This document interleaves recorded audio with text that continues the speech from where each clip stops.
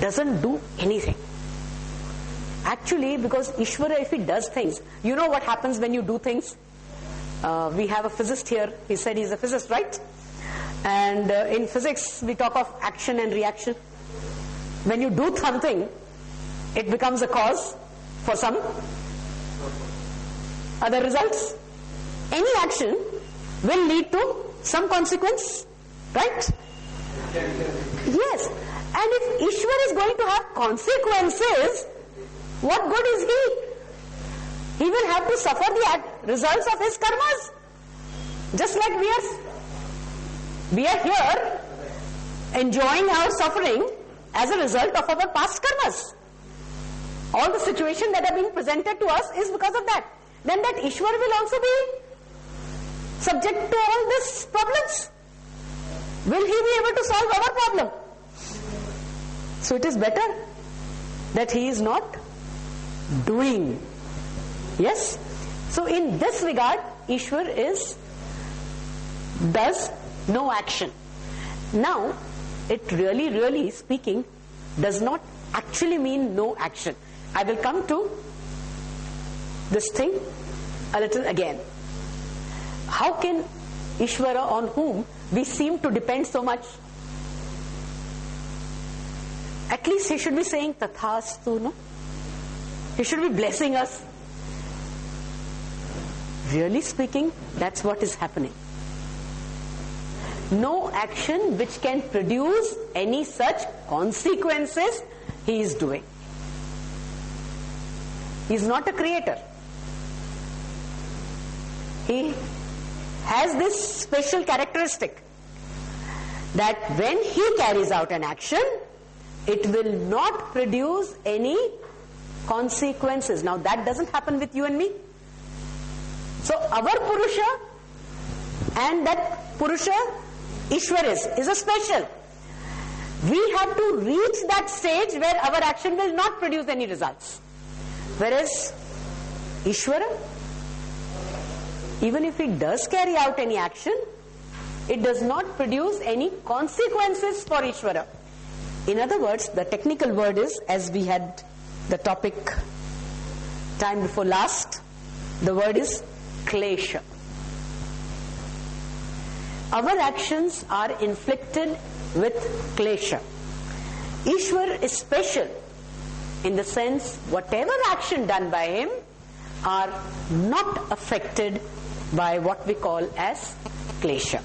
Now, those of you who were present here would remember or know, or others who are knowledgeable about it.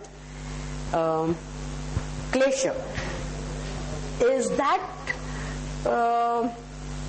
it's the feeling tone, okay, if I may put it very simply, the emotional charge that you provide to your action is probably what you can call klesha. Again, they are numbered as 5 of them: avidya, asmita, rag, dvesh and abhinivesh.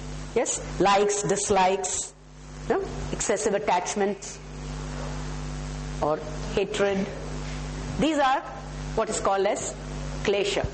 Misunderstanding, misconceptions, misinterpretations is a klesha.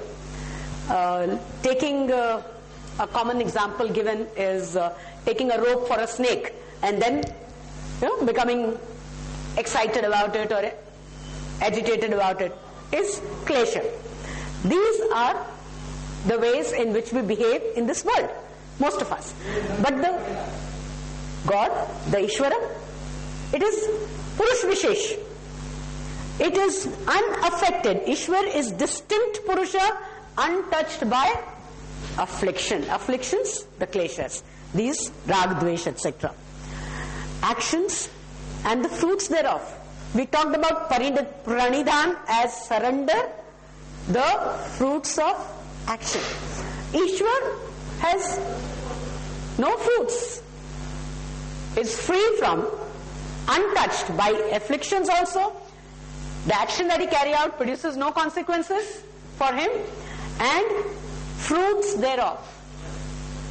It's not attached to the fruits, untouched by it, and the carriers of affliction. That means for us, how the karmas work, we carry out any action, it creates karmas, That means we are creating a storehouse of various ingredients which is going to produce a new situation for us later in future, which is what is called as fruits of action. Okay. Whereas for Ishvara, nothing of that kind happens. No action creates any more new situation. Whatever is done out of pure desire for. Desire? Can Ishvara, such a Ishvara whom we say is unaffected, have any desire? This is to summarize most of what we have just said. God is unaffected. It has no klesha, no reaction, and really speaking, no desire which causes him to go after anything. That kind of desire is not there. He is not connected to any one particular chitta, the mind that we are talking about. Ishvara was never bound and so is never going to be bound. We are bound by our karmas, our sanskaras, and so on and so forth.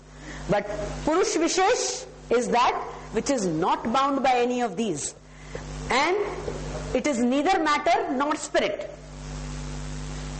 That is, as if neither changeful nor unchangeful. And it does not collect experiences. It was always there and it will always be there. There was no big bang for it. It existed forever. From time immemorial. Now I can go on and on and on. I'll run through the couple of other slides which are just talking about more and more and more of the various characteristics of Ishvara. But are we getting to some kind of a conclusion about what is this Ishvara doing then?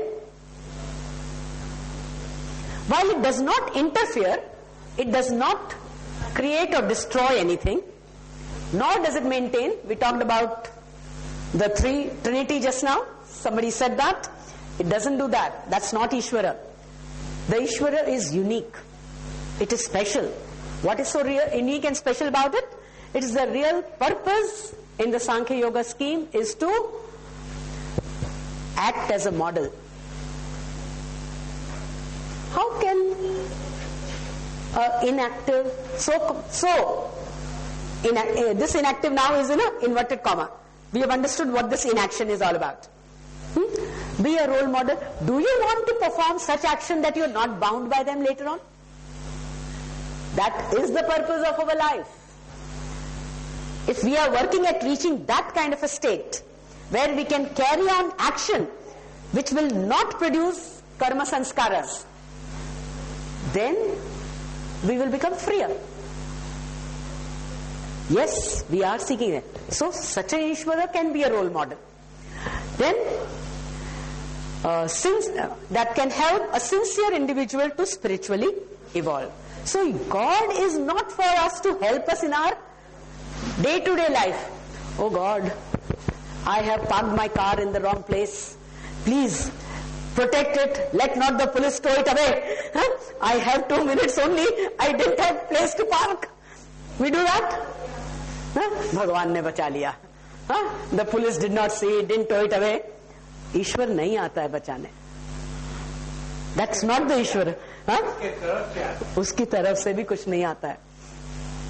वो आपका will power काम करता है. You are the Ishvara for yourself then. Yes? It is his function to see that the spiritual progress of man continues. If he does anything for you, it is, if you're really, really an ardent devotee, he will do things for you. He has that desire to help his devotee, the only desire that he may have. That somebody who is totally surrendered, is all in his hand, he has to make sure that spiritual progress of that individual Purusha takes place. So he'll create situation for you to grow spiritually, which you generally don't want. Because when we go to doctor also, we only want relief. We don't want cure. बुखार हो रहा है, बिस्तर से उठा नहीं जा रहा है, डॉक्टर को फोन करके बोलते हैं ऐसे कोई दवाई दे दो, इंजेक्शन दे दो ताकि आज जाके मीटिंग अटेंड कर सकूं. बहुत इंपॉर्टेंट मीटिंग है बॉस के साथ में.